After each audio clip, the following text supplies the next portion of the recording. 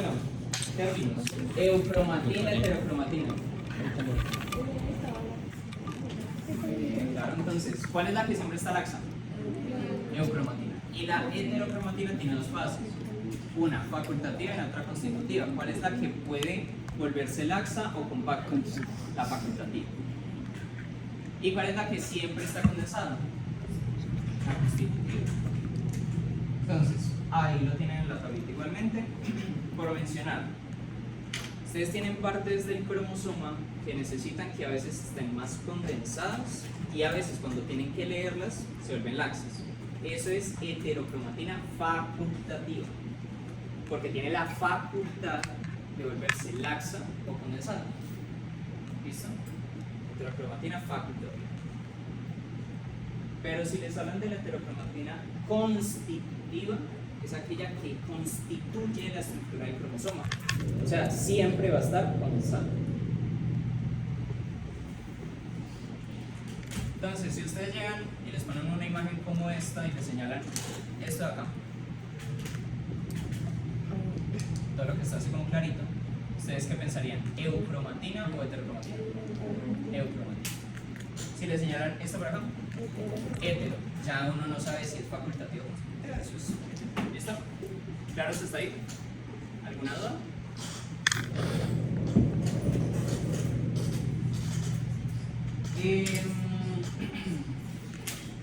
Resulta que esa cromatina nosotros podemos modificarla. ¿Listo? Porque nosotros esas histonas les salen unas colitas. Y esas colitas nosotros les podemos poner modificaciones. ¿Cuál es la modificación que se encarga de condensar el ADN? Metilación. ¿Lo vieron en células? Eso queda clarísimo.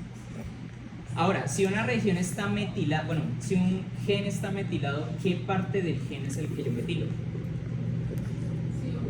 Si un gen está metilado, ¿cuál es la parte de él que yo voy a estar ¿La La frontora. O sea, claro, ese gen grande va a tener unas islas que se llaman islas CPG. ¿Pero dónde se encuentran ellas? En el promotor. ¿Listo? Entonces, esta región de por acá sería metilada. ¿Por qué? Por las islas CPG.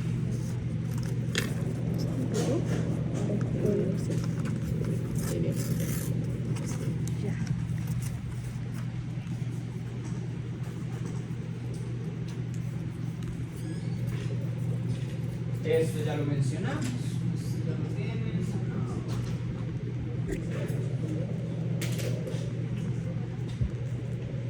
De todo ese ADN nosotros lo agrupamos en algo que se llama el genoma. ¿Qué es el genoma como tal?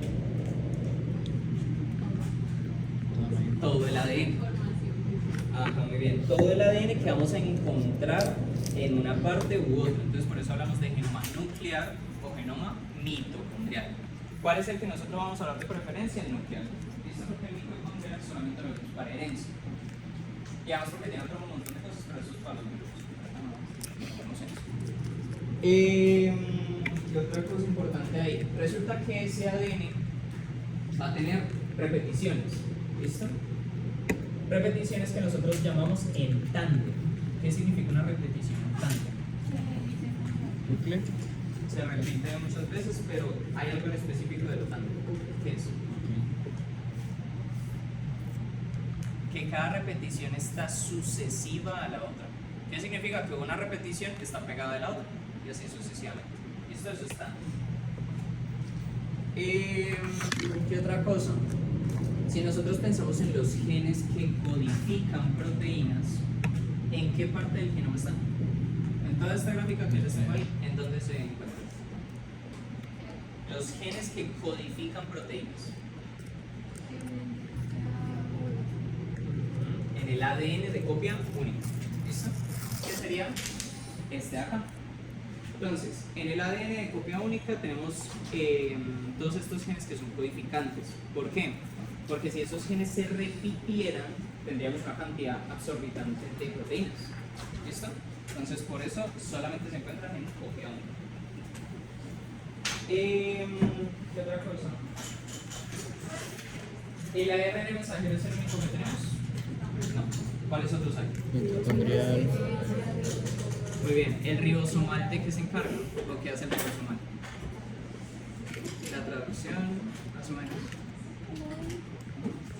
encuentra el ribosoma? En el ribosoma. O sea, el ribosoma está conformado por ARN ribosomal. Porque es que uno siempre lo piensa como un conjunto de proteínas, ¿no? O sea, sí, está lleno de proteínas, pero también ARN ribosomal. ¿Listo? Entonces, sí, ¿quieren saber? Pues ahí. ¿Y el de transferencia de qué se encarga?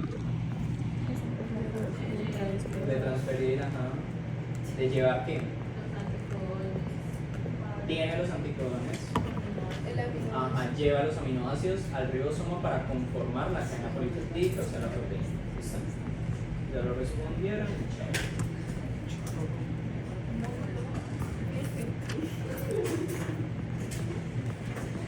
Primer módulo, 30 minutos. Ahora, para conformar el ribosoma. ¿Listo? Ya.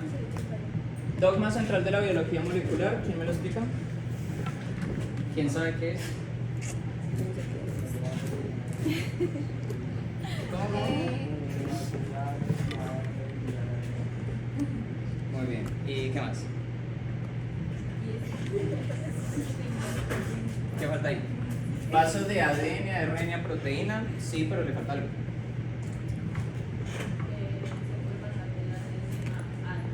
Exactamente, que no podemos pasar de ARN a ADN. ¿Listo?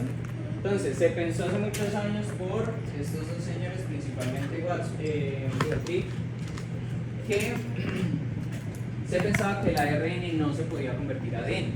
Se descubrieron los virus y dijeron, no, esto está mal. Y luego se descubrieron las técnicas, o bueno, se inventaron las técnicas de análisis molecular, RT-PCR. ¿Listo? Eso es dogma central de la biología molecular. Básicamente que el ARN no se podía volver ADN.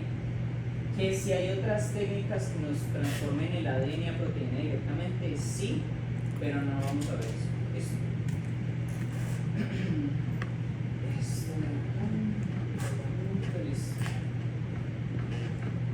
Voy a dejarlo claro desde ya, para que cuando estén en tercer y cuarto semestre no estén respondiendo cosas mal, como mis compañeros, por favor. ¿Qué hace la topoisomerasa? Alivia la tensión del ADN. ¿Listo? Esa es la respuesta. No vayan a decir desenrolla el ADN. ¿Quién desenrolla el ADN? La helicasa. ¿Listo? Pregunta de tercer y cuarto semestre, hasta los profesores la responden mal. Entonces, para que lo tengan en cuenta. ¿Listo? ¿Qué hace la topoisomerasa? O bueno, ¿cuáles tipos de topoisomerasa hay? ¿Cuáles? Ajá, topoisomerasa 1 y tipo 2. Vamos a encontrar por allá en bacterias que hay una topoisomerasa 4. ¿Listo? Pero no nos interesa porque es de bacterias. ¿Okay? ¿Qué va a hacer la topoisomerasa? Cortes. Entonces, cuando el ADN empieza a enrollarse demasiado, entonces empieza a generar torsión, nosotros necesitamos aliviar eso. Para aliviarlo siempre lo que necesitamos es hacer un corte en la mitad. Lo que va a hacer ella es desenvolverlo y aún así sigue el proceso. La topoisomerasa, ¿en qué procesos está involucrada? Transcripción, replicación y para de contar. Porque la traducción no involucra topoisomerasa. ¿Está? ¿Está claro, sí o no? Ahora. Ella es la que alivia la de Exactamente. Alivia el superenrollamiento, alivia la tensión del ADN. Ahora, nosotros tenemos por acá unos punticos. ¿Cómo se llaman estos punticos?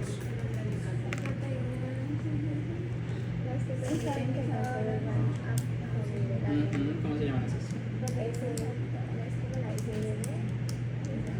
Bueno, sí tienen que ver, ajá, pero hay un nombre exclusivo para ellas.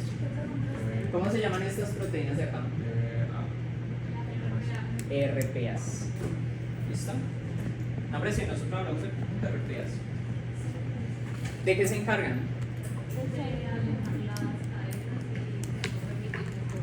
Exactamente. Muy bien, entonces mantienen la horquilla, evitan la degradación del ADN y evitan que se vuelvan a unir las dos cadenas. Tengan en cuenta que este es ADN de qué tipo, mono o bicatenario. Es acá. Monocatenario. es muy fácil de degradar por unas enzimas. ¿Cuáles son las enzimas que degradan el ADN? Endo y exonucleasas, pero en este caso si cortan desde el centro, ¿cómo se llaman? Endonucleasas.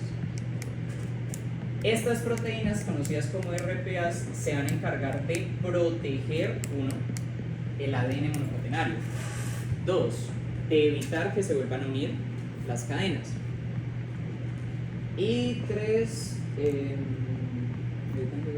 degradación, y bueno, y lo estabiliza. RPAs, RPA, y como una vez ¿dime?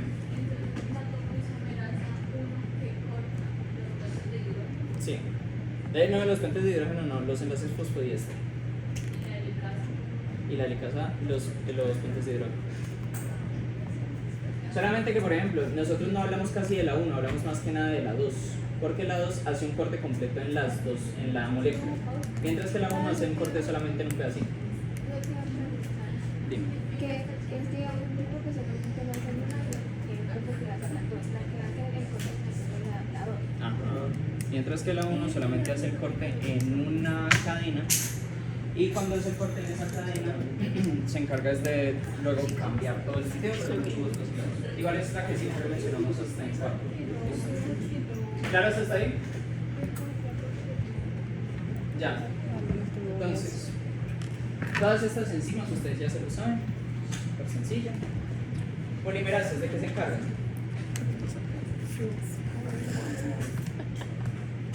De polimerizar, ¿sí o no? ¿Y qué es polimerizar? Formar algo. ¿Listo? Un polímero es una estructura compuesta por muchas estructuras chiquitas. Si hablamos de una ADN polimerasa, ¿qué sintetiza? ARN, ARN, ¿sí o no? O sea, la ADN para replicación, ARN para transcripción, es decir, exactamente la 2. Las endonucleasas, ¿dónde hacen el corte? Desde el centro de la cadena o en cualquier parte de la cadena, pero no desde los extremos. En los extremos, ¿quién empieza a degradar? Exonucleasas, muy bien, ya. Está allá. Helicasa, ¿qué hace? Corta los puentes de hidrógeno permitiendo la separación de las cadenas. ¿Listo? Ahora, ¿quién mantiene esa separación? Las RPAs. ¿Listo? Tocoisomerasa, ya lo mencionamos. Primasas. Ponen los primers. O ponen los cebadores. ¿Para qué procesos? Para la replicación. ¿La transcripción necesita los cebadores? No. ¿Por qué? Porque ahí sintetizamos ARN. Acuérdense que el ARN no necesita grupo OH previo. Ahorita menciono lo del OH. ¿Listo? La ligasa. Entonces forma enlaces fosfodiéster entre nucleótidos. Pega los nucleótidos. ¿Listo? Y la telomerasa, eso nunca la mencionamos, pero me imagino que deben saber qué hace. ¿Cómo? Une los nucleótidos y los une con enlaces fosfodiéster. ¿Qué hace la telomerasa? ¿Cómo? Sí, el nombre lo dice. Exactamente, es una telómera. La telomerasa se encarga de reponer los telómeros con cada replicación. Entonces, ustedes habrán mencionado en clase, la profesora habrá mencionado en clase que con cada replicación los telómeros se van acortando. ¿Quién se encarga de evitar que ese acortamiento sea tan grande? La telomerasa. Es una enzima que literalmente pega telómero y lo va sintetizando para que se queden estables en el tiempo. ¿Listo? Solamente que su acción se degrada con el tiempo. Esto ya.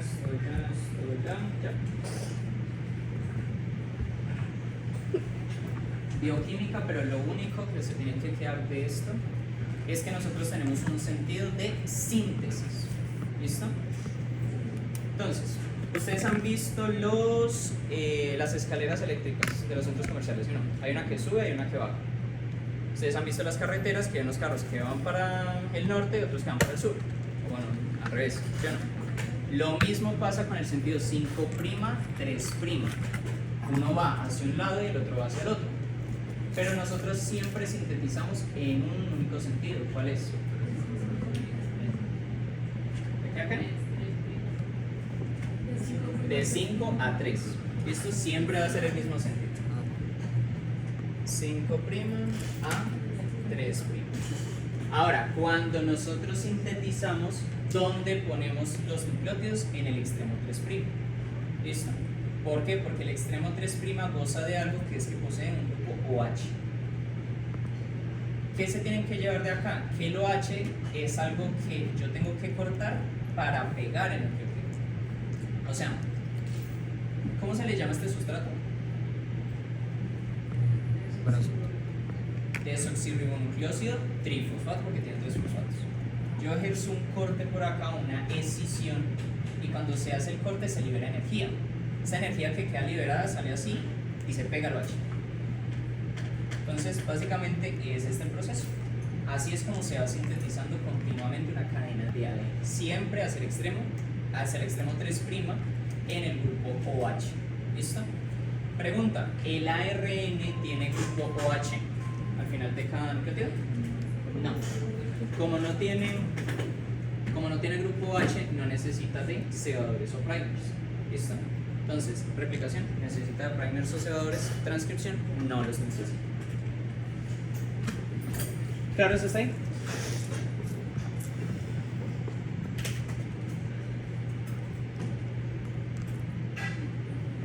Ya. Nosotros vamos a dividir los 3 procesos fundamentales del ciclo celular, del ciclo de las proteínas en 3. ¿Listo? Entonces, la replicación, la transcripción y la traducción, hasta podríamos meter ahí procesamiento, los vamos a dividir en 3.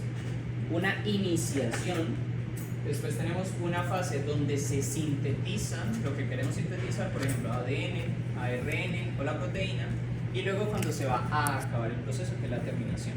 ¿Listo? Los 3 procesos se dividen así. Si yo quisiera pensar en la iniciación de la replicación, ¿ustedes en qué piensan? El inicio de la replicación. ¿Qué tiene que tener el inicio de la replicación? Transcripción. No, Factores basales. Factores de iniciación, muy bien. También imagínate el OS, que es el complejo, ¿no? Sí, pues cuando tú hablas del complejo proteico basal, sí. ¿O de cuál estás hablando? O sea, el complejo que hace el inicio y la replicación. Sí, se incluye él. Pero además de eso, en la iniciación nosotros estamos hablando de los primers. ¿Listo? Entonces, estamos hablando de muchas proteínas que reclutan a la polimerasa para que inicie el proceso, pero además de eso tenemos que poner primers asociadores. ¿Por qué? Porque si no tenemos primers, no podemos sintetizar ADN. Si pensamos en la iniciación de la transcripción, factores basales. ¿Listo? TF2A, TF2B, TF2D, bueno, todos la cascadita de factores que ya vieron. Y así es como inician los procesos. ¿Listo? De esto por mencionar, la replicación es semiconservativa. Bien. Semiconservativa.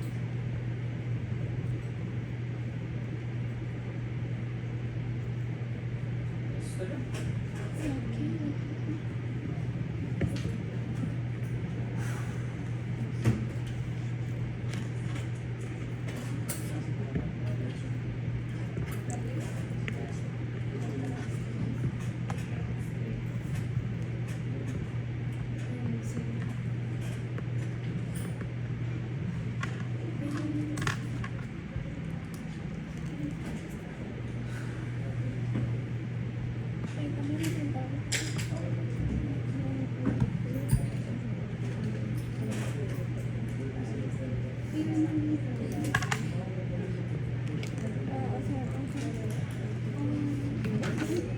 Listo.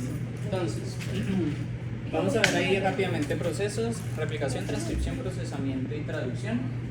Flash. ¿Listo?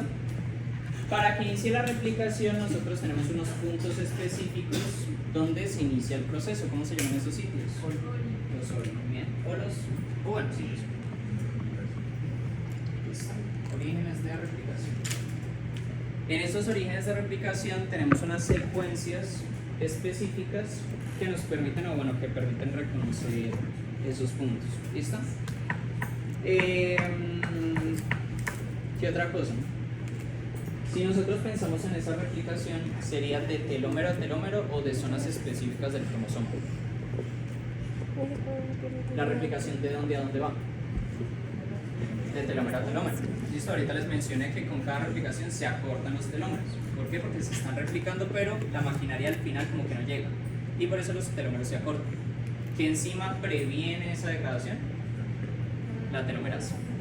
¿Listo? Entonces, nosotros vamos a tener muchos oris a lo largo de todo el genoma para cada uno de los 23 pares de cromosomas que nosotros tenemos. ¿Listo? Ya lo mencionamos. Ahora,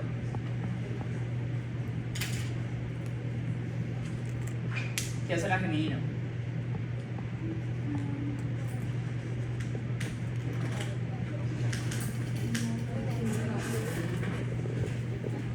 La geminina es una enzima que se encarga de evitar que vuelva a ocurrir la replicación. O sea, una célula que ya se replicó, pues no debe volver a replicar el material. Primero se tiene que dividir, ¿sí o no? Hacer mitosis o meiosis, lo que quiera hacer. En este caso, la geminina se encarga de prevenir que vuelva a ocurrir el proceso cuando no debe ocurrir. ¿Listo? Geminina. ¿Qué proceso está involucrado? Replicación. ¿Listo? Geminina con replicación. Ahora, nosotros también vamos a tener este, que va a ser el MCM. ¿Listo? Si ustedes le llegan a hablar de MCM, inmediatamente van a pensar en replicación. Pregunta del semestre pasado. ¿Listo? Esta enzima está involucrada con qué proceso del ciclo celular. MCM, replicación. ¿Listo? Lo mismo que GM o bueno, CMG y ya. Eso no hay que mencionar muchas cosas. Eso ya es muy teórico.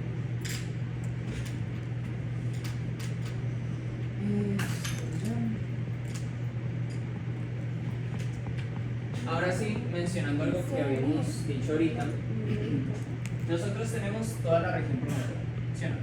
O región reguladora. Pero resulta que lejos, a leguas de ella, vamos a encontrar algo que se llaman enhancers o silencers. ¿Listo?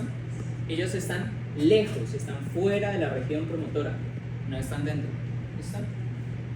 Ellos se encuentran a leguas de ella.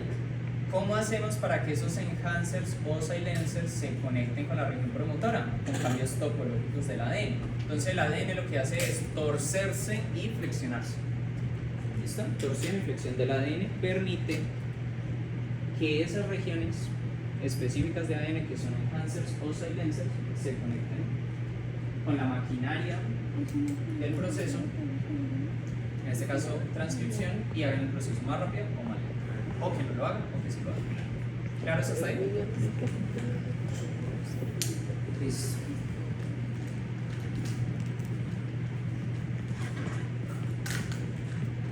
Esto ya lo vimos. Vamos. Esto no creo, tengan en cuenta que nosotros tenemos tres tipos de polimerasas en cuanto al proceso de replicación. ¿Listo? Tenemos una ADN polimerasa alfa, delta y epsilon. ¿Listo? La alfa también se le suele llamar la primasa. ¿Por qué? Porque ya pone los primers. Entonces, proceso de replicación, ¿qué pone los primers? ADN polimerasa alfa o la primasa. ¿Listo? En el caso de la epsilon, nosotros vamos a tener que ya va a sintetizar la cadena líder o la cadena continua. ¿Listo? La cadena que sigue y no tiene ninguna restricción en su proceso. Mientras que la que sintetiza la cadena rezagada, no retrasada, rezagada, es la delta. ¿Listo? ¿Claro eso está ahí? ¿Cuál de esas dos genera los fragmentos de Okazaki? La delta. Porque ella sintetiza la cadena rezagada. En la rezagada es donde tenemos esos fragmentos.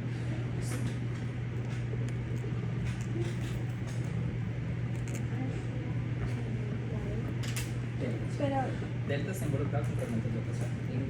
cuando la que pone los primers. La que pone los primers es la alfa. Pone los primers alfa, la que sintetiza la rezagada, la delta, y la continua o líder va a ser la Alfa. La líder no es la alfa. ¿no? La líder no es la alfa y la delta es la. La líder va a ser la epsilon, la rezagada, la delta, y la delta es la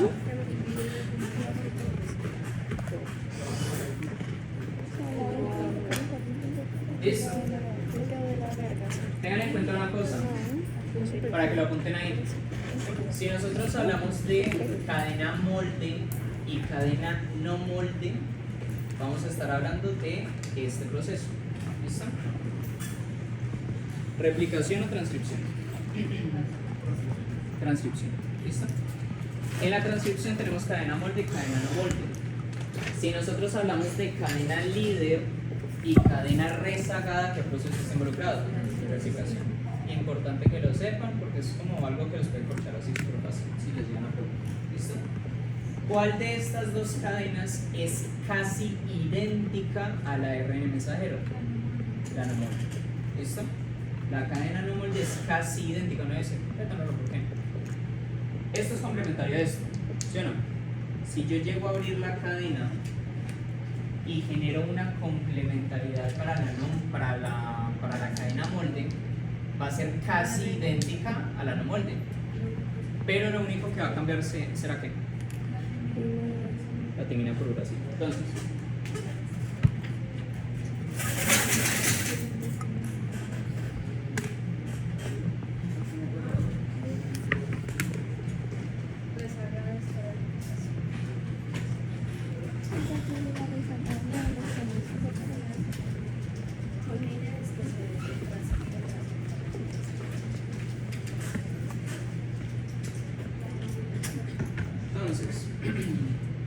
nosotros por acá vamos a tener las dos cadenas. Tenemos la cadena molde y tenemos la cadena no molde. ¿La molde en qué sentido va? Ah, no, ¿La molde en qué 5 sentido va? Muy bien, entonces de 3 a 5. Mientras que la no molde es así, va de 5' a 3'. Esto de acá es complementario a esto, ¿sí o no? ¿Qué es lo que nosotros vamos a hacer en el proceso de transcripción? Vamos a separar las dos cadenas. Entonces, esta cadena por acá va a quedar por acá levantadita.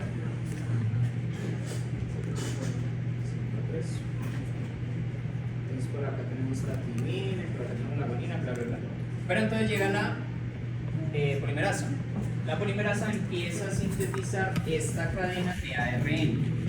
Y cuando sintetiza la cadena de ARN, va a poner bases complementarias. ¿Sí o no? Entonces, la cadena queda casi idéntica a la no molde. Solamente que lo único que va a cambiar es el uracilo por la timina, porque estamos sintetizando ARN y no ADN. ¿Listo? ¿Eso queda claro?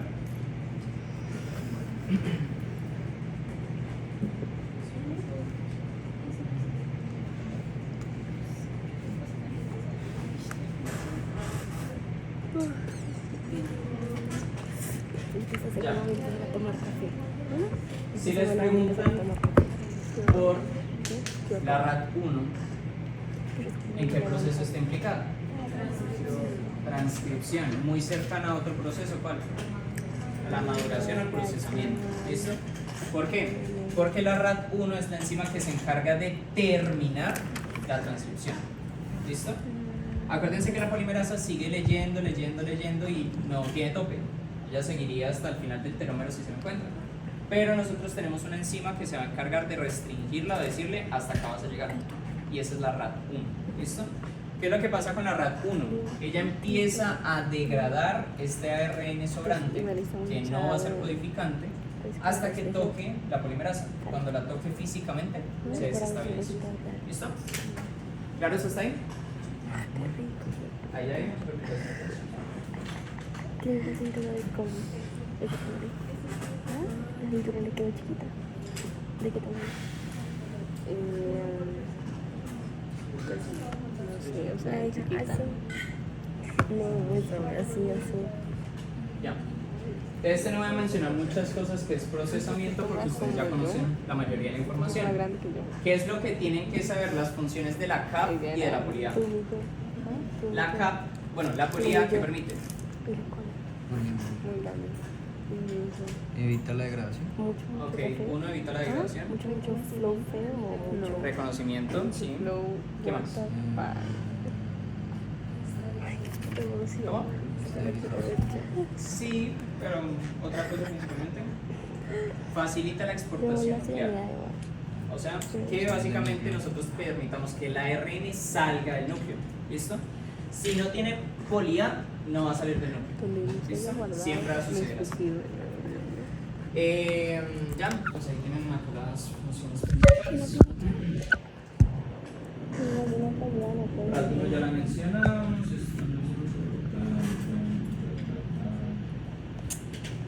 Ya. Ahorita yo les mencioné de unas secuencias consenso que encontramos dentro de los intrones. Que son estas tres de acá, a los que explicaron procesamiento, pues ahí conocen muy bien. Nosotros tenemos en el intrón dos extremos, uno 5' y el otro 3'. Hacia el extremo 5' vamos a encontrar una secuencia GU.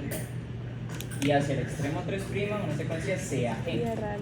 Y más o menos a 15 nucleótidos antes del extremo 3' vamos a encontrar una adenina que conforma la secuencia G. Curay. Curay. ¿Listo? Curay, la A de adenina y el resto no nos interesa. ¿Listo? Para la degradación de esos intrones, ¿qué estructura se debe formar? Pregunta parcial. El ariat o el lazo.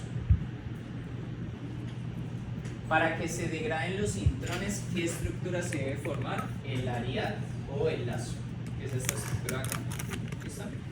Acá llega una enzima a comerse todo esto. ¿Cómo se llama la enzima que se come todo eso? Exonucleasa. ¿Listo? Que ya la mencionamos ahorita. Ya.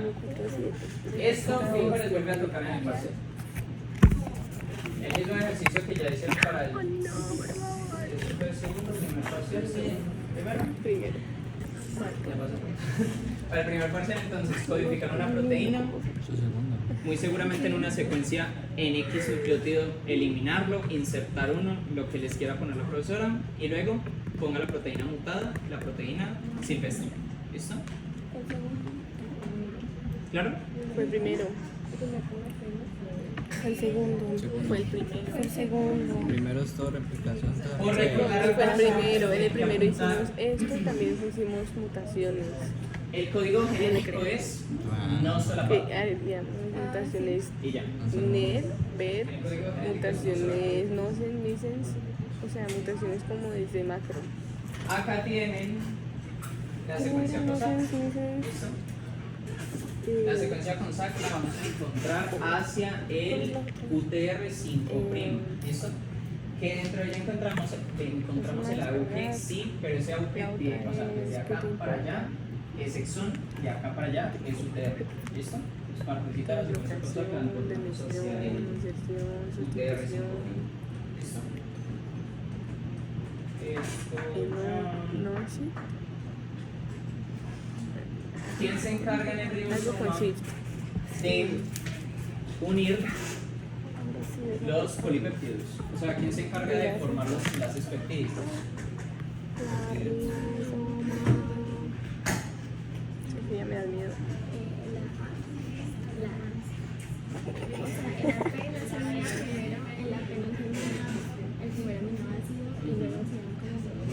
Sí, pero ¿quién es la enzima que cataliza la unión de los péptidos? La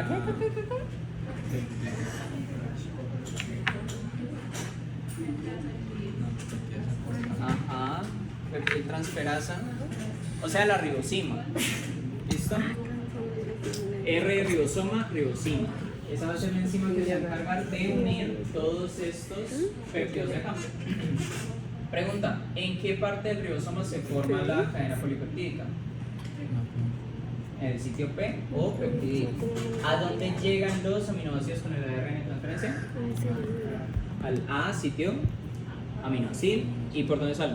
En Por la el S. Sí. ¿Listo? Sorry, Vitro. Factores. Sí. ¿Cuál? Gracias. A mí también. Todo, Lisa, todo. Ya, todo. Ya. Tú también, Sandra. Ay, que estoy loca. Este es mi día, ¿no? Ahorita ya me dio felicidad.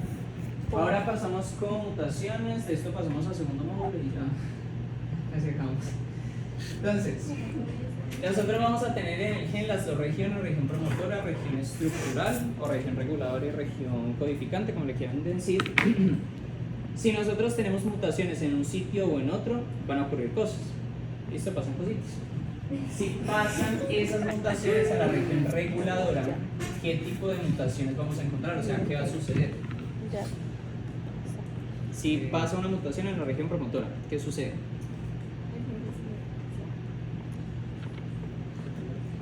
Ajá, cambia la cantidad. ¿Listo? Entonces, como la región reguladora se encarga de decir cuánto se va a producir, si se produce más, si se produce menos, si ocurre una mutación acá, puede que se deje de producir el ARN, que se aumente la producción o que se produzca menos de lo indicado. Y ya. Eso es lo de la promotora. Te estoy preguntando. Eso no tiene mayor misterio. Si nosotros encontramos una mutación a nivel de los intrones, Es una boa. ¿qué podría suceder? Y está en una bolsa. Ella misma Una mutación expresada. ¿Cómo? Se puede expresar esa mutación. Se puede expresar la mutación. ¿Cómo así que se puede expresar? En su fenotipo.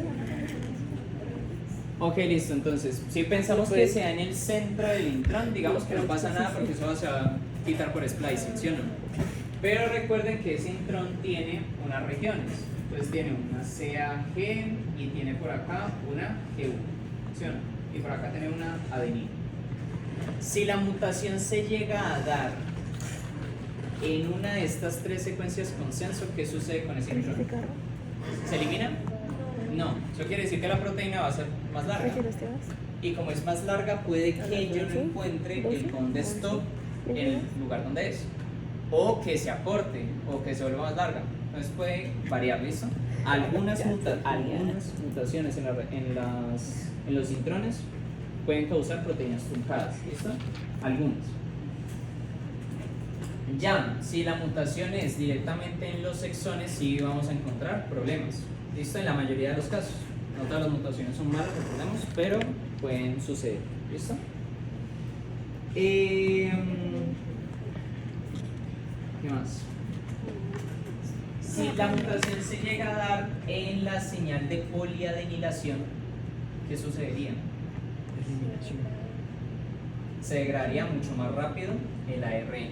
Acuérdense que la señal de poliadenilación es una secuencia que está al final y que nos indica que la PAP empiece a producir la secuencia. ¿Listo?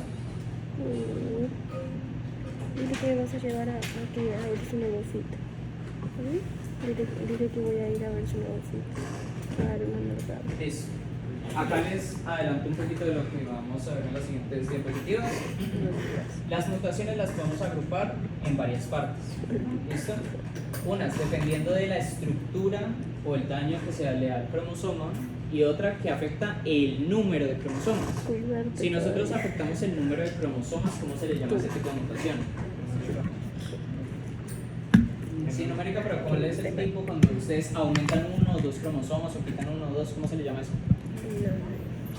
¿Cómo? Sí, pero... Genómica. ¿El tipo de mutación cómo se llama? Aneuploidía. ¿Listo? Si nosotros adicionamos o retiramos algunos cromosomas, se llama aneuploidía. Que es de tipo, pues, es el grupo grande, sería como una alteración cromosómica. ¿Listo? Pero si nosotros afectamos, o bueno, cromosomal, creo que algunas aparecen ahí, cromosómica, la organización ya está un poquito mal. Si nosotros afectamos ya la estructura del cromosoma, ¿cuáles tipos de mutaciones podemos encontrar? Deleciones, duplicaciones, translocaciones, e inversiones. ¿Listo? Esos 4. Son los tipos de mutaciones que afectan la estructura propia del cromosoma. Pero recuerden que nosotros esas mutaciones las podemos dividir en un nucleótido o en varios nucleótidos. Las que son de un solo nucleótido, ¿cómo se llaman? Exactamente. Mutaciones de tipo puntual. Pero si nosotros tenemos, por ejemplo, mutaciones que nos generan repeticiones de trinucleótidos, ¿cómo se les llama eso? Dinámicas. ¿Listo? Cuando afectan varios nucleótidos, dinámicas.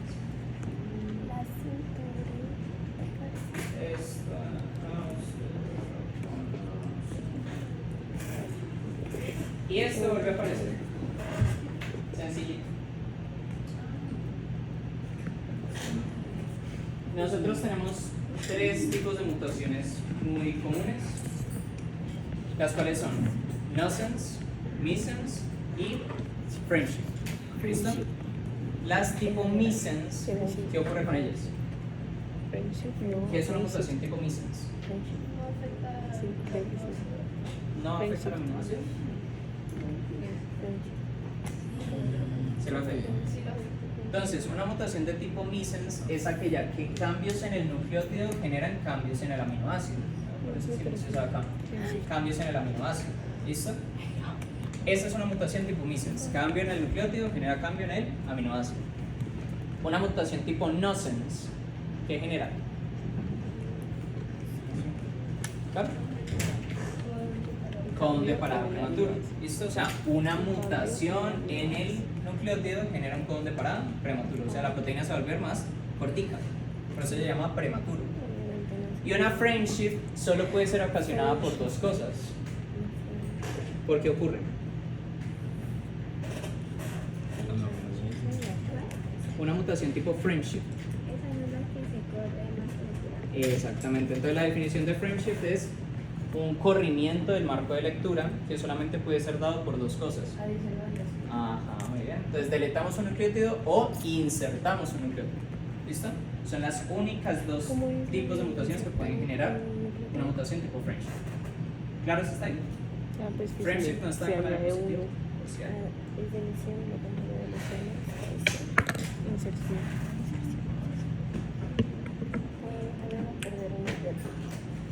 las mutaciones, pero eso ustedes ya las vieron para el segundo y primer cuarto. Añadir, quitar y cambiar. ¿Un simulacro?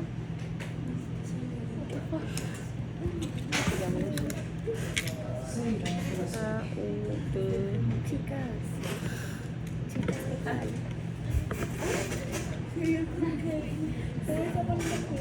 Yo me estoy poniendo cuidado y me estoy divirtiendo aparte. Exacto.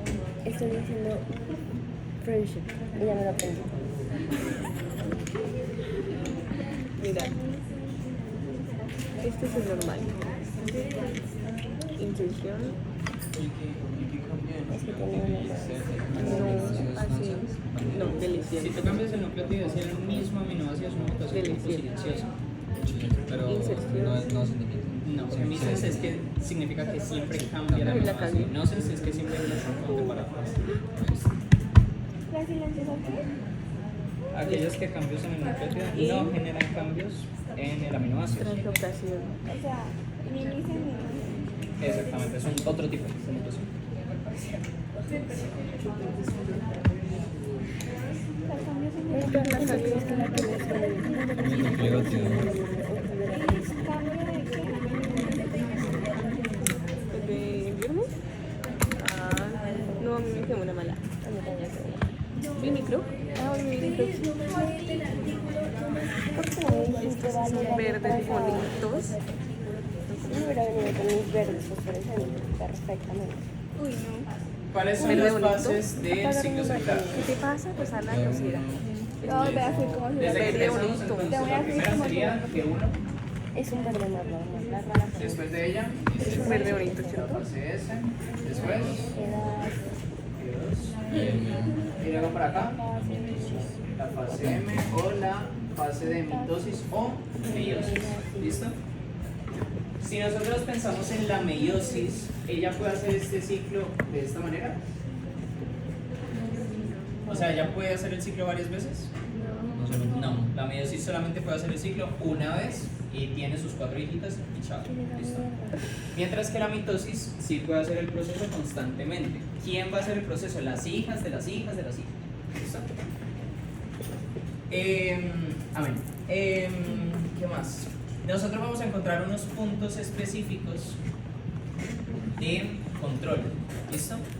Esos puntos los vamos a encontrar en G1 y los vamos a encontrar en ¿Esos son G2. los checkpoints? ¿Cómo se llaman esos puntos? ¿Esos son los checkpoints o no? O bueno, ¿de qué se encargan esos puntos? Verificar. revisar. Muy bien, entonces se encargan de verificar, regular o ver cómo está el ADN, cómo está el proceso, hasta ahí cómo está la célula para verificar si puede seguir o no el proceso. Entonces, digamos que la célula empezó en G1. ¿Qué sucede en G1? Crecimiento. Crecimiento. Crecimiento, muy bien. Entonces se llama crecimiento temprano.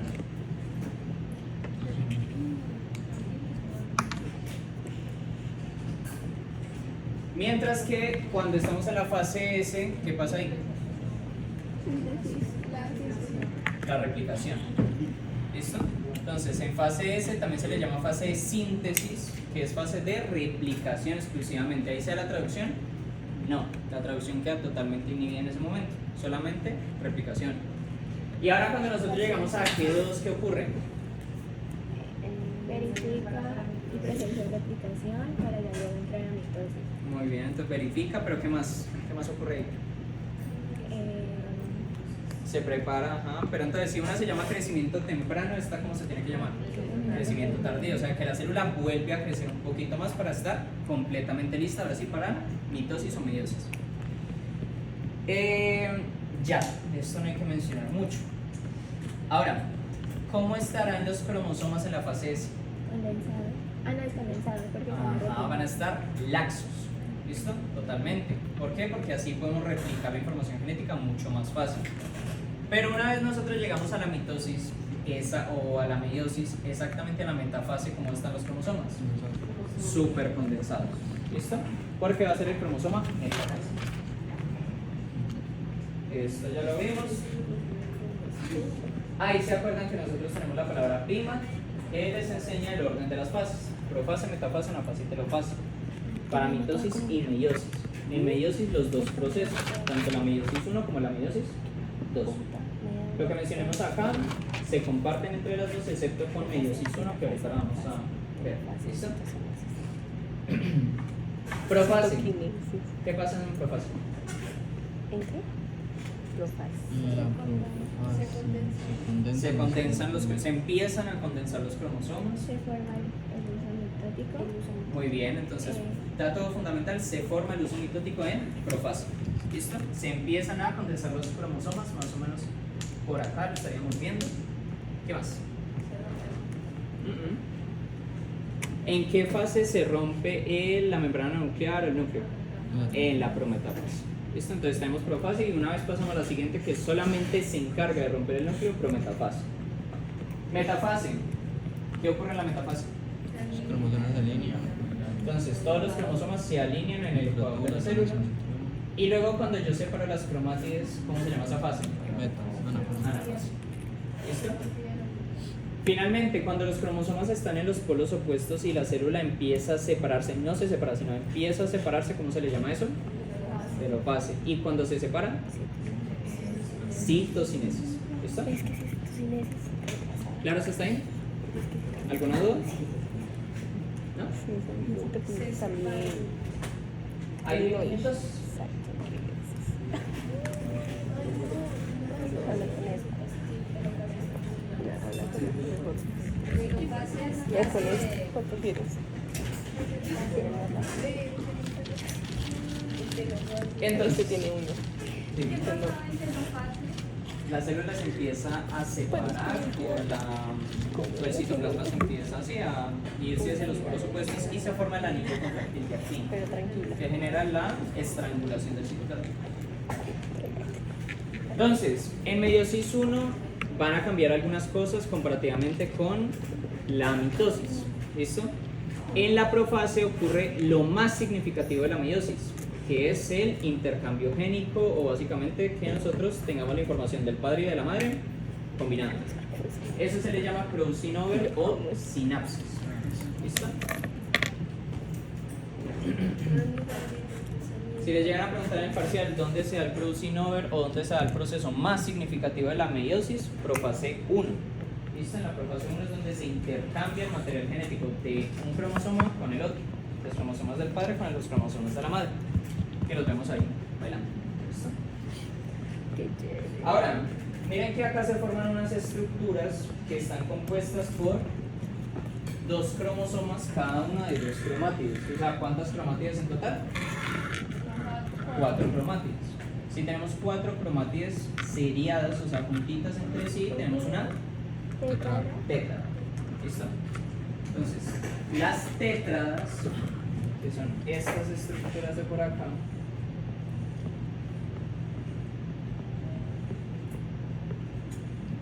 son estructuras que solamente los vamos a encontrar en 2 fases de la meiosis: profase 1 y metafase 1. Y ya. Esto, profase 1 y metafase 1, son las únicas 2 fases donde encontramos tétradas.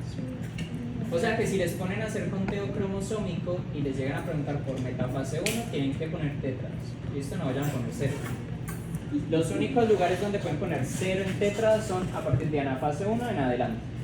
Ahí sí ya volvemos a encontrar.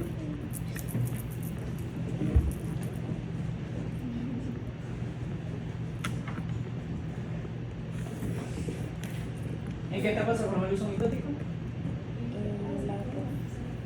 Profase, muy bien. ¿En qué etapa se da la desintegración de la membrana? Prometafase, muy bien. ¿Y en qué fase se unen los microtúbulos al cinetocoro? ¿Cuál? Metafase. ¿Listo? Una vez la membrana ya está totalmente explotada, o bueno, está desintegrada, los microtúbulos llegan y se pegan. ¿El cinetocoro dónde se encuentra?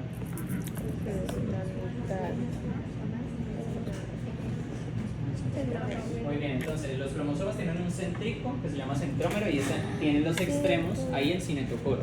¿Qué es el cinetocoro? Es un complejo proteico, o sea, son muchas proteínas pegaditas entre sí. ¿Listo? Para contar. Ya, ¿para qué sirve la meiosis? Ajá, para formar células sexuales. ¿Listo? Acuérdense, nosotros no nos aprendemos el proceso, pero pues tenemos que saber también para qué sirve, porque si no, pues ahí quedamos. Eso puede ser pregunta del parcial. Muchas veces Elisa le gusta preguntar es ¿para qué sirve la mitosis? ¿O qué garantizamos con la mitosis? ¿O qué garantizamos con la meiosis, por ejemplo? ¿Listo? Con la mitosis, por ejemplo, ¿qué garantizaríamos? Variabilidad con mitosis. La reparación celular. Formación de células somáticas, ¿listo? O sea, recomposición de órganos. Específicamente, ¿quién? El hígado. Acuérdense que el hígado nosotros podemos quitar acerca del 80% y va a volver a formarse como si no hubiese pasado nada. Y así, ¿listo?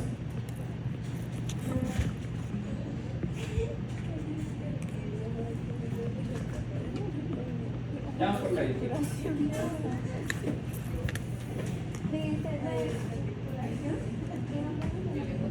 Reformación de órganos.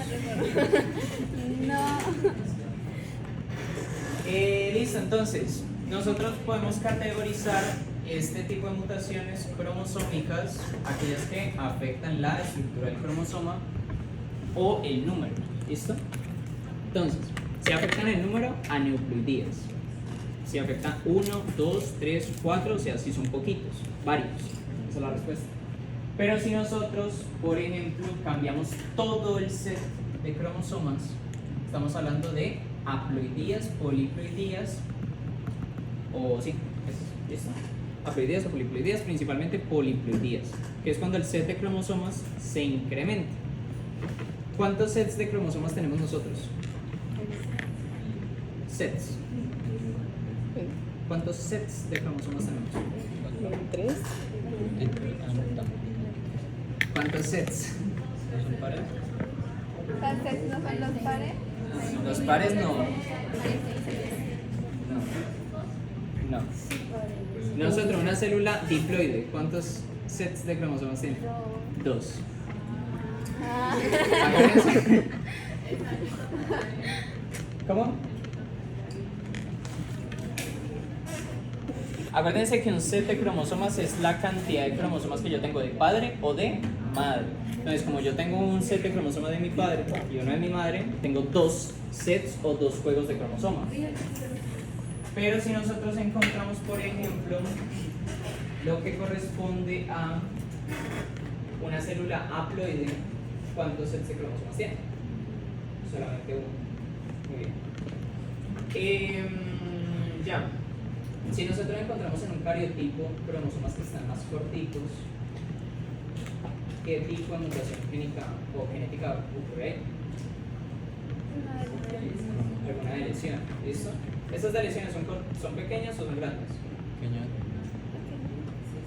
Las estructuras son pequeñas. Si sean en el cariotipo son grandes. ¿Listo? Normalmente lo suelen ser. ¿Listo? No abarcan solamente un gen, no, abarcan muchos genes.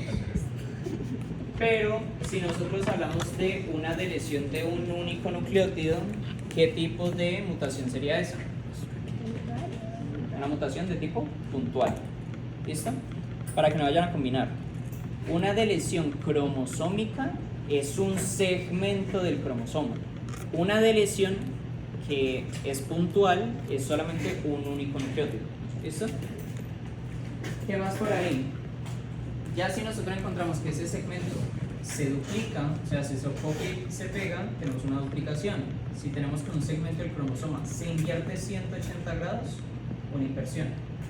Entonces ahorita lo llevamos a una diapositiva. Y la translocación, que ustedes ya conocen, un segmento se va a otro cromosoma. Entonces, inversión es esto. Tenemos un segmento del cromosoma, brazo Q, brazo P, el que sea, y se voltea. ¿Listo? Eso es una inversión, no tiene mayor cambio. De ahí que tienen que saber los tipos de mutaciones. ¿Listo? De eso no tiene mayor cambio. Esta ya, la reversión ya.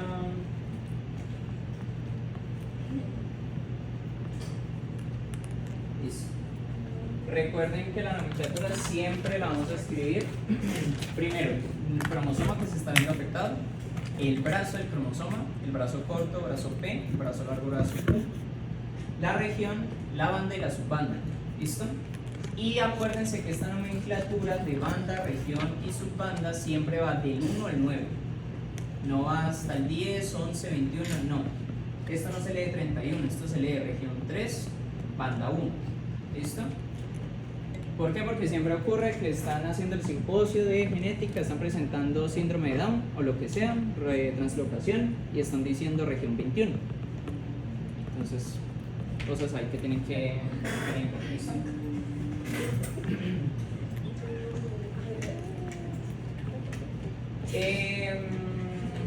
Muy seguramente les pongan un cariotipo en el parcial. Y en cuanto a lo de los cariotipos, tengan en cuenta que se identifica lo mismo que les pusieron para el segundo, si no estoy mal. Entonces nada, pues ver el cariotipo, identificar, le falta un cromosoma, tiene un cromosoma de más, un cromosoma de menos, la nomenclatura. Y para eso. La mosaicismo Sí, estamos.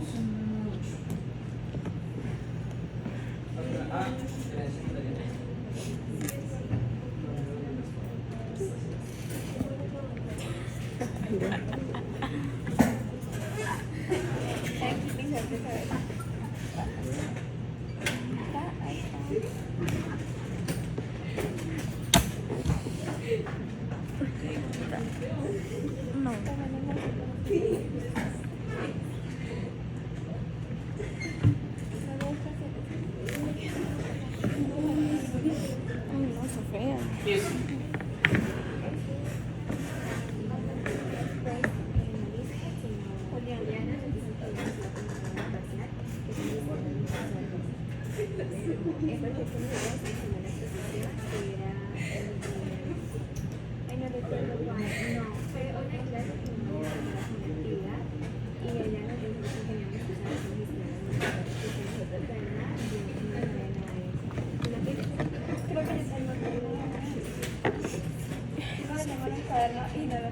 ¿Eso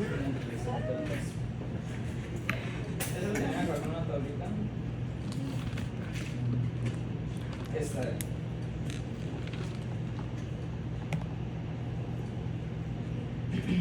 Para escribir los tipos de mutaciones en la nomenclatura, ustedes ya tienen que tener presente que siempre vamos a empezar con el número de cromosomas. Entonces, por ejemplo, si dime. ¿De qué? No, y la noté solamente que ella nos pedía que escribir los tipos de mutaciones. Yo lo tengo así escrito en el cuaderno, pero no es eso. Porque eso O sea, porque eso es, digamos, para escribir la delección y todo eso, ¿cierto? Es otra cosa la que yo no. ¿Cómo es otra cosa? Yo no puedo ver parcial. Bueno, nomenclatura de mutaciones para la ADN. Pero sí es diferente. O sea, esa nomenclatura que yo no sé es diferente. Yo te puedo hacer la Sí, claro. y me mandas un audio. Ay, Sí, dale. bueno. Bueno, igual esto lo tomo Si nosotros tenemos alguna lesión de un cromosoma en el ADN, bueno, en el cariotipo, ¿cómo vamos a escribir esa lesión? Si por ejemplo se elimina el cromosoma 7. Primero, En la cantidad. Muy bien, entonces, ¿cuánto escribo acá? 46. 46. Coma, Ajá, entonces, ¿va a ser hombre o mujer? hombre, Mujer. XX. Entonces, XY, ¿qué más? D, Del, si no estoy mal. Del, Y entre paréntesis, y entre paréntesis, digamos como pero ahí le falta. Falta el brazo y. ya les pedí una lesión numérica. ¿Está bien eso para lesión numérica? No. Ah, muy bien, entonces claro, no sería 46 porque se elimina un cromosoma, sería 45 y no sería de él, porque él es para lesiones estructurales. ¿Listo? Si nosotros hablamos de lesiones numéricas, o sea, se perdió un cromosoma, tenemos que poner acá cuál se perdió. ¿Cuál les dije? Ya.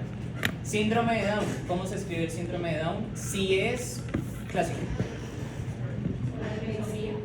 Ajá, muy bien.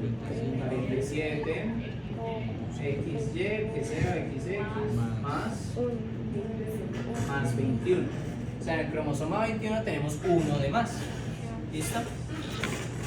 Ahora, si es una nomenclatura para asignar una delesión cromosómica, ahora sí, un segmento del cromosoma en el brazo P del cromosoma 15. ¿Cómo se escribe eso? 46, XX, vamos a hacer la mujer. Y ahora, del.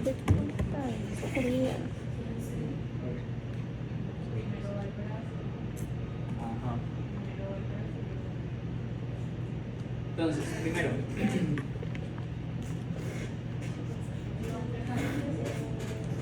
¿cómo lo quieren poner? Brazo P.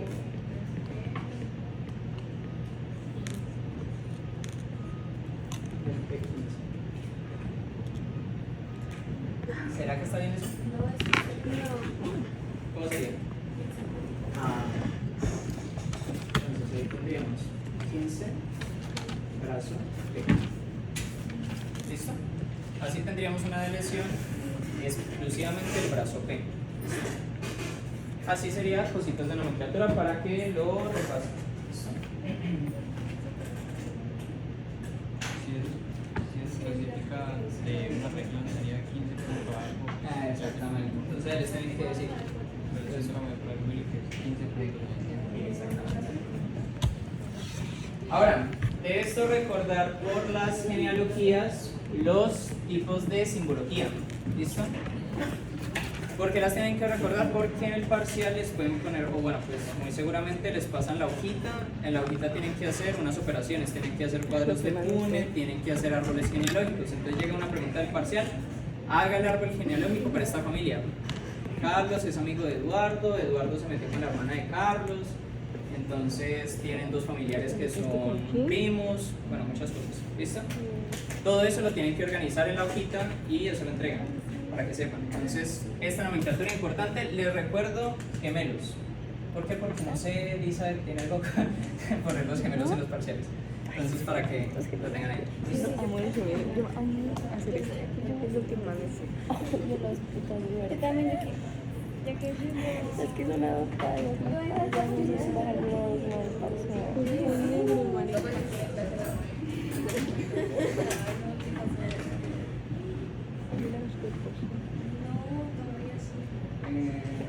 Estoy haciendo máximo. Mira. Bueno, ¿Ustedes alguna vez habían visto un modelo anatómico negro? de una vez les digo que tienen que acordarse de los patrones de herencia. ¿Listo? Tienen que aprenderse las reglas de los patrones de herencia. Sofía, por favor. Entonces, si yo estoy hablando de un patrón, escuchen, si yo estoy hablando de un patrón de herencia dominante, ¿por qué sé que un patrón de herencia es dominante? ¿Por qué? Ok, no hay saltos generacionales, pero, o sea, para hablar de algo dominante, ¿por qué yo sé que eso es dominante? Pues primero no hay portadores, la pena de portadores y segundo los alelos, pues tienen que, o sea, siempre se expresa. Exactamente, me quedo con lo último. Cuando hablamos de algo dominante, es que el rasgo siempre se va a dar. ¿Cómo así? La persona solamente por poseer el alelo mutado tiene que expresar la enfermedad. ¿Listo? A menos que entre en juego algo que se llama penetrancia y expresividad. Eso ya lo vieron y les preguntaron ahí en el parcial. Un tic. Pero entonces asumimos que tiene penetrancia completa y expresividad completa. ¿Listo? Esta persona que posee el alelo que está mutado, ese alelo que tiene la mutación generará que la persona exprese el fenotipo indicado, o sea, que esté enfermo. ¿Listo? Pero si nosotros hablamos de un rasgo o un patrón de herencia recesivo, tenemos presencia de G, de portadores. ¿Listo? Entonces una persona tiene sus dos cromosomas, uno está afectado y el otro está sano y esa persona es portadora. ¿Cómo se le llama a este tipo de persona en el genotipo? Tiene un alelo mutado y el otro sano. Heterocigoto. ¿Listo? Si lo llamamos en el fenotipo, ¿cómo se llama? Portador. ¿Listo? Genotipo, heterocigoto, fenotipo, portador. Para que una persona en un rasgo recesivo, en un patrón de herencia recesivo sea afectada, ¿cómo tiene que ser su genotipo? Muy bien, entonces tendría que ser homocigoto recesivo. Si una persona queremos que sea afectada en un patrón de herencia recesivo, ambos alelos tienen que ser afectados. ¿Listo? A menos que sea ligado al X. ¿Cómo así? En los patrones de herencia autosómicos no vamos a discriminar entre hombres y mujeres. O sea, no se va a dar más en hombres, no se va a dar en mujeres, no. En los patrones de herencia autosómicos ocurre el igual, hombres y mujeres, no discriminan. Pero si nosotros pensamos en un patrón de herencia ligado al X, vamos a tener mayor prevalencia siempre en ¿quiénes? Hombres. En los hombres. ¿Por qué? Porque solamente tenemos un cromosoma X. Pero si hablamos de un patrón de herencia ligado a Y, pues también se vuelven a afectar los hombres. ¿Listo? Entonces, ahí lo tenemos. ¿Claro está ahí? Bueno, pregunta, si nosotros tenemos una persona, o sea, tenemos un hombre y ese hombre es así, ¿cómo se le llama a este rasgo, a este dato? Pero es ligado a No sé, solamente viendo eso, es dominante, recesivo, listo, es dominante, pero ¿qué? Homocigoto, heterocigoto, ¿cómo se llama la palabra cuando solamente tiene un alelo? Hemicigoto. Entonces, cuando la persona exclusivamente tiene un alelo y solamente ocurre para los hombres, se le va a llamar un rasgo hemicigoto, ¿listo? Entonces los hombres son hemicigotos para el cromosoma X y para el cromosoma Y también. ¿Claro está ahí? ¿Qué más para mencionarles de ese artículo? Pregunta de parcial. ¿Los hombres en un patrón de herencia ligado al X recesivo pueden ser portadores? No, solamente tienen dos posibilidades. ¿Cuáles son?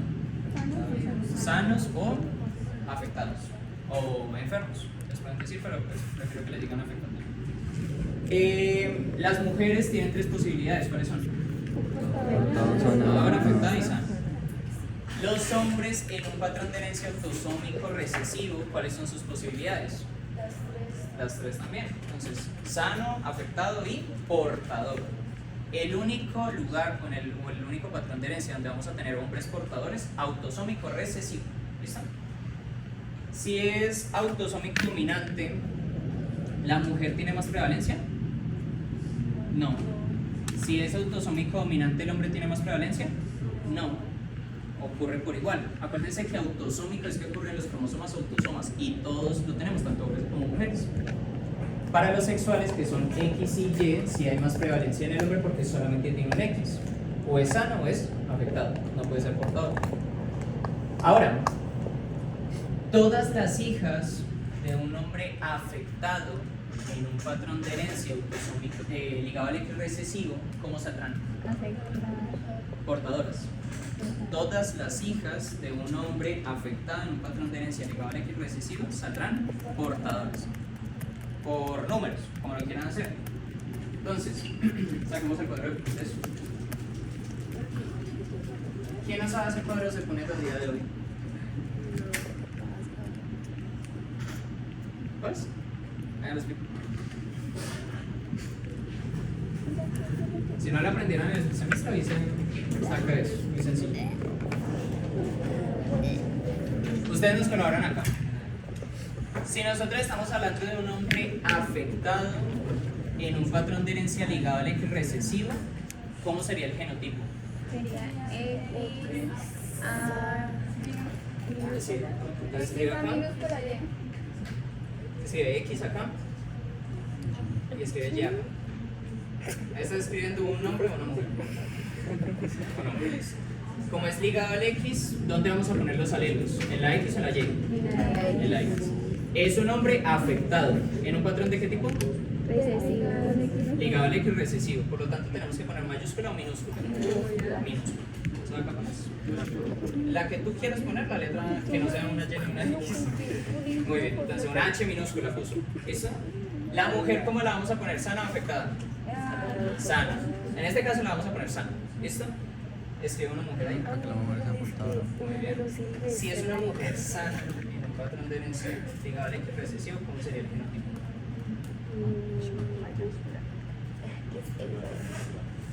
Si son minúsculas, que son afectados. Y eso. Exactamente. ¿Correcto? Ahí en H. Muy bien. Entonces, miren acá. Esta mujer es homocigota dominante en un patrón de herencia ligado al X recesivo. Por lo tanto, ¿es sana o afectada? Sana. El hombre es afectado. Hace el cruce acá. Entonces multiplicas esto por, o sea, X con X, la X con la Y, la X con la X. Esta con esta. En este cuadro, ¿cuál es? Con la otra. O sea, tú coges esta de acá y pones esta de acá y las pones en este cuadro. No, en este mismo. Mira, va a haber un 25% de que sea una Ahora coges esta y esta y las pones. 25% de que sea un Muy bien.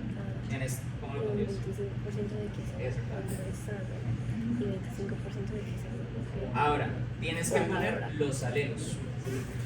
Debe decir. Entonces, en este coges estos dos alelos. ¿Tú sabes que puede ser sana o portadora? Los tienes que poner en el primero dominante y luego recesivo. Muy bien. En este mismo. Con tragedia. Ay, no, déjame hacer el cuadro de la Punnett. Sí. Hay una cosa que se llama Punnett por. Pero esta de aquí viene. Chévere. Esta de aquí es para Es H. Esto es H. Eso. Ahora, miren, estas mujeres de acá, las hijas, salieron heterocigotas o homocigotas. Heterocigotas. Por lo tanto, saldrían portadoras, sanas o afectadas. Portadoras. Y los hijos varones, ¿cómo salieron? Totalmente sanos. Porque es un patrón de herencia ligado al X recesivo. Eso si es recesivo es que la H minúscula la va a afectar. Y eso es el cuadro. Este es el más complicado porque es ligado al X. El otro que es con solamente autosómico es más sencillo. ¿Listo? Aquí el porcentaje sería de 100. Exactamente, entonces, escuchen acá. Para este caso, el 100% de las hijas, ¿cómo saldrían? 100% portadoras. ¿Listo? Con un padre afectado. Entonces, lo que has mencionado ahorita. Si yo tengo, o bueno, hay un hombre afectado, para el caso de autosoma ligado al X recesivo, todas sus hijas por Punnett y por cantidad, o sea, siempre va a salir así porque él les tiene que dar la X a ellas, van a salir portadoras. Ahora sí, todos los hijos varones, ¿cómo van a salir? Sanos. ¿Cuál es la única forma de que un hombre sea afectado en un ligado al X recesivo? Muy bien, entonces, que la madre sea portadora o que sea afectada y que el padre también sea afectado. Es la única forma de tener hombres afectados en un patrón de herencia ligado al X recesivo. ¿Listo? Pero el hombre, ¿por qué? Si, o sea, ¿para qué? Ah, mentira, no, sí, el hombre no hay necesidad ahí. A mí me confundí. Ya, ¿eso claro está ahí? Y sí, ya son las 9.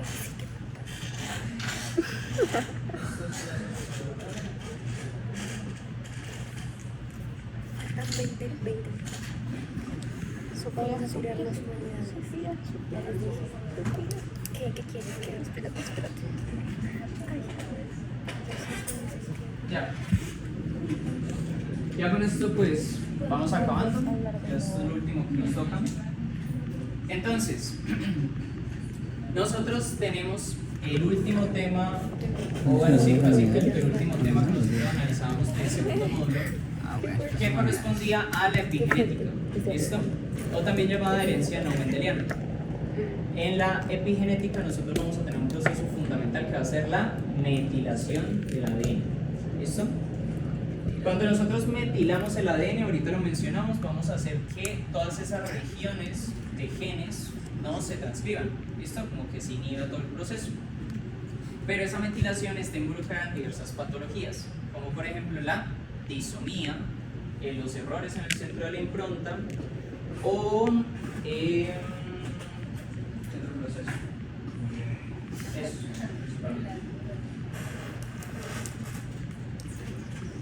las EPGs que ya vemos,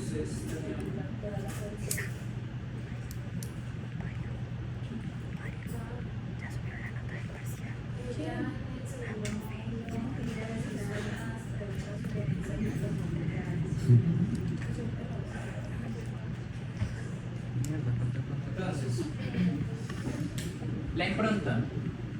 Cuando nosotros hablamos de impronta, ¿qué ocurre en ese proceso? El origen. Muy bien, listo. Entonces nosotros vamos a tener unos genes que dependiendo si vienen del padre o de la madre, o sea, dependiendo del cromosoma, se van a expresar o no. Y esos genes los tenemos todos. ¿Listo? Esos genes están relacionados principalmente con el desarrollo fetal, ¿listo? Y desarrollo embrionario, para que lo tengan ahí en cuenta. O sea, nosotros tenemos unos intereses reproductivos. El hombre tiene unos intereses metabólicos más rápidos que la mujer, mientras que la mujer busca es más aprovechar los recursos. Entonces, por eso expreso algunos genes a favor de la madre y algunos genes a favor del padre. Eso se hace mediante la impronta genómica, que es básicamente que un gen se exprese mientras que el otro no se está expresando. Es lo que tenemos ahí. Ahora, nosotros para generar la impronta genómica o la impronta genética tenemos unos lugares en cada uno de los cromosomas que se llaman centro de la impronta. Es como una fábrica. Entonces, ese lugar sabe qué genes específicamente son los que se van a metilar. Una impronta o un gen improntado es aquel que está metilado. ¿Listo? Entonces, el centro de la impronta dijo, uy, voy a metilar el gen palomita y crispeta. Y quedaron metilados. ¿Listo? Si este es el cromosoma de la madre, esperamos que el del padre, ¿qué le pase? Que ese no esté metilado, o sea, el gen crispeta y palomita van a estar expresándose. Si hablamos de impronta genómica. Pero si nosotros hablamos al revés, por ejemplo, si es para otro caso, entonces digamos que este es el cromosoma del padre y por allá está el de la madre, estos se van a improntar, o sea, en el padre no se van a expresar, mientras que en la madre sí. ¿Cuál es un caso o cuál es una enfermedad que se da porque se expresa en el padre y no se expresa en la madre? En Prader Willi. ¿Listo? Se expresa en el padre y no se expresa en la madre. Cuando no ocurre eso, o sea, cuando se deja de expresar, ocurre el síndrome. Ahora, cuando se suele expresar en la madre y no se expresa en el padre, ¿qué otro síndrome? ¿Cómo les fue con las exposiciones de eso? Muy bien. Quedó bien.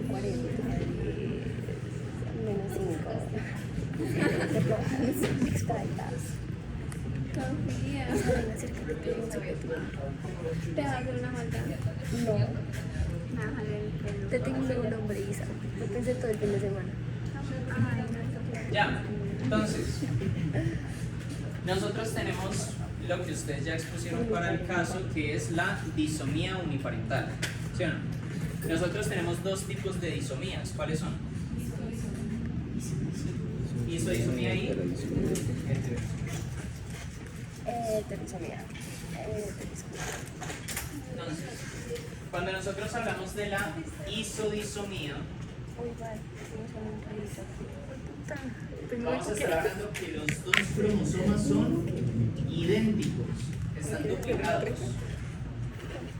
En isodisomía los dos cromosomas vienen del mismo origen parental, sí, y además están duplicados. Pero si nosotros hablamos de heterodisomía, ¿qué ocurre?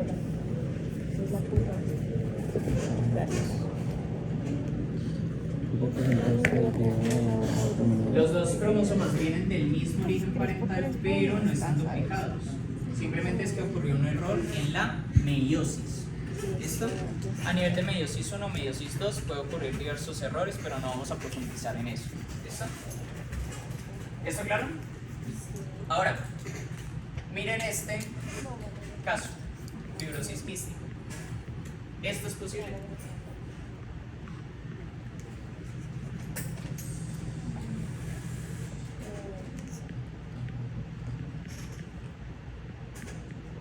¿Quién se anima a hacer el cuadro de poner de eso? No, porque deberían estar todos conectados. Los virus.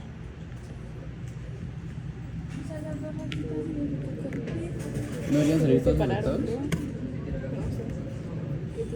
No deberían estar todos afectados porque si los dos padres están... Si los dos padres Yo sé. la rayita no se Pues afecta. eso ya sería no se lo mandarían porque pues ahí tenemos un portador, pero no es dominante, o sea, no es dominante porque si no también afectaría a la hija y no es recesivo porque si no la madre también tuviera que estar afectada. Es recesivo. Es recesivo. Ahí tiene la Sí, es raya. recesivo.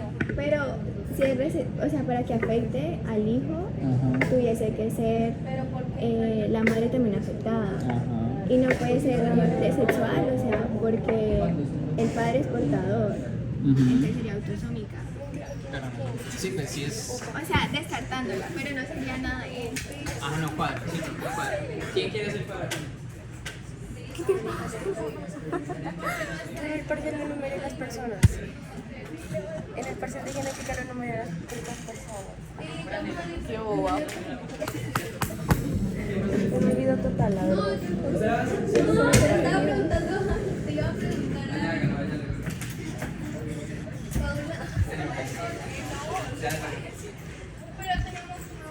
A ver. La misma que deben tener aquí. No, o sea, ni siquiera es de esto, es sobre es que en el grupo de medicina dice buenos días. Cuando los dos cromosomas... ¿De qué? Ah, sí. A ver, abre, muéstrame. Cuando tienen Ah. o sea, ni soy así. Ay, mucho retrasado. Se quiere meter el curso que yo tenía que el taller. El cuadro me pone de esto. Y ese que es patrón es. Autosómico recesivo. Ok. Porque yo sé que este patrón es recesivo. Tiene algo. Porque los cuatro madres no habría afectado de los tres varones. Creo que es por eso. Vale, si es por eso, tú lo sabrás. Sí, es por lo que yo dije. Pero son Vamos a recordar esto, por favor. Si nosotros vemos esto en el patrón de herencia, automáticamente es recesivo. ¿Listo? Automáticamente. Nosotros en el patrón, en este caso, estamos viendo esta continuidad. Entonces ya sabemos que es recesivo. ¿Hay forma de que sea ligado al X? No. ¿Por qué no es ligado al X? Porque el hombre es portador. Ajá, porque el hombre es el que tiene el rasgo y está afectando a un hijo. No hay forma. ¿Listo? Además, fibrosis quística, pues ustedes ya saben que es autosómico autosómico recesivo. ¿Listo? Entonces, ¿cómo sería el punto?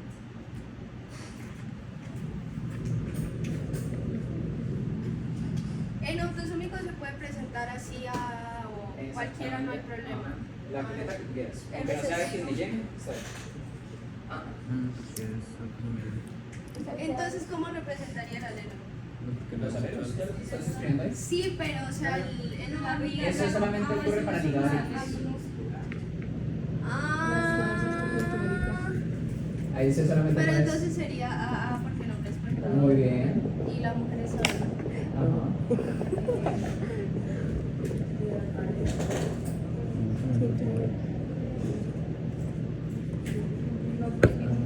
50% portador y Entonces, haciendo el cuadro de Punnett nos sale que el 50% de los hijos tienen que salir sanos y el otro 50% portadores. ¿Hay forma de que este hijo salga afectado? No, está Siguiendo el Punnett. No hay forma. ¿Cuál es la única, gracias, cuál es la única manera de que el hijo saliese afectado? que porte los dos. Sí, pero en este caso la madre está sana. Que porte los dos alelos afectados. O sea, que porte los dos alelos afectados, o sea, que el mismo cromosoma. O sea, el mismo cromosoma, porque como es heterocigoto, entonces tiene que portar lo mismo cromosoma, entonces sería isodisomía. Exactamente. Entonces, la única manera de que esto pueda ocurrir es por una isodisomía. ¿Listo? Entonces, recordemos, la isodisomía es que el mismo cromosoma se duplica. Si nosotros tenemos que el padre casualmente, en ese espermatozoide que llegó, tenía los dos cromosomas duplicados y casualmente era el cromosoma que tenía la mutación, su hijo automáticamente va a salir afectado. ¿Listo? La niña tuvo la suerte que no ocurrió así, pero para el hombre se ocurrió. ¿Listo? Casos de fibrosis quística es donde puede ocurrir esto. ¿Esta es herencia mendeliana o no mendeliana? No mendeliana, pero le estamos juntando con la mendeliana que pues sigue un patrón de herencia. Entonces miren que la mendeliana jode todo. ¿Listo? La no mendeliana. Y ya. Entonces, herencia mitocondrial.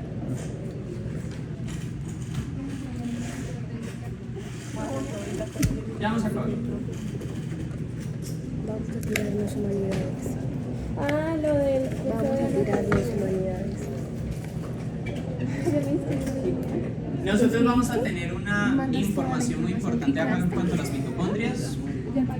Y es que dependiendo de la cantidad de mitocondrias, si son sanas, si son afectadas o si son de las dos, les voy a poner un nombre. ¿Listo?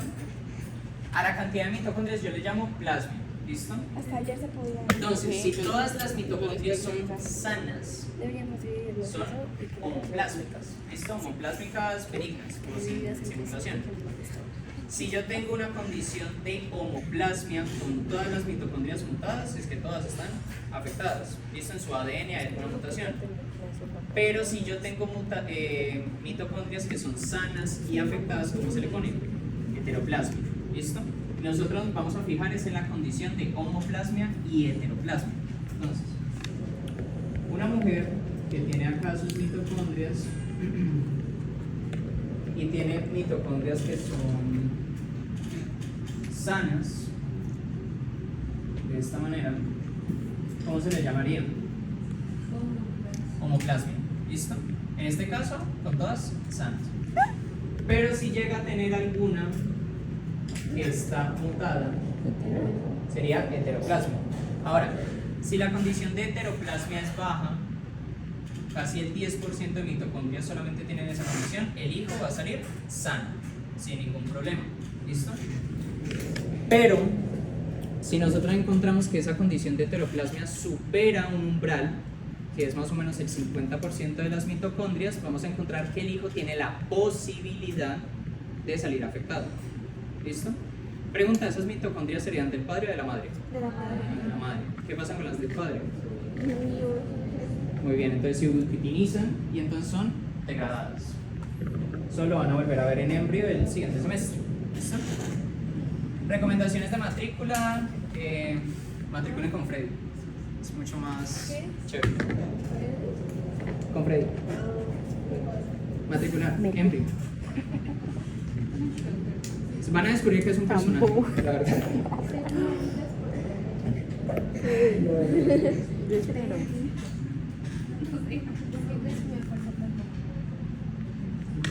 Y entonces, ya con eso, ¿escuchan acá? Ya con eso habríamos terminado todo lo de hoy. ¿Listo? ¿Algún otro tema que quieren que profundice? Porque yo no hago nada más Oye. nacional. Yo solito. Técnicas de análisis molecular. No me puedes mandar Sí. y nosotras le pedimos a Chat que nos explique. ¿Cuáles cosas que son las más? ¿Más de qué? Las más. Las técnicas más.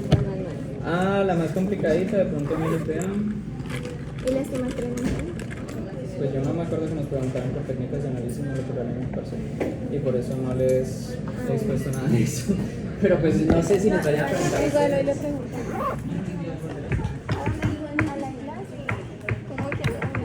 Sí, ¿verdad, clase? ¿Qué? ¿Sabes qué? Ya todos escribieron la...